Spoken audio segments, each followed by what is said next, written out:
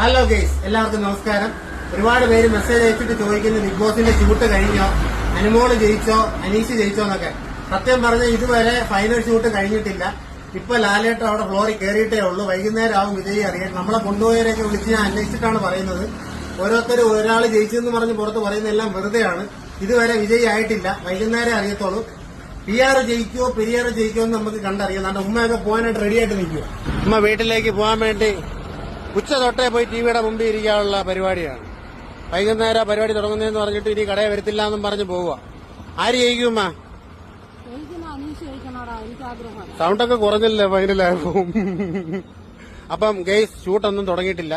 അടിച്ചിറക്കുന്നവരെല്ലാം കള്ളം പറയുന്നതാണ്. ഒന്നും വിശ്വസിക്കേണ്ട. അവിടെ ഷൂട്ട് തുടങ്ങാൻ പോകുന്നതേ ഉള്ളൂ. ലാലേട്ടൻ വന്ന് സ്റ്റേജിലേക്ക് കയറിയിട്ടേ ഉള്ളൂ. നമ്മളാൽ കഴിയുന്ന രീതിയിലുള്ള മാക്സിമം അന്വേഷണം നടത്തിയിട്ടാണ് പറയുന്നത് കേട്ടോ. അപ്പൊ ഓക്കെ.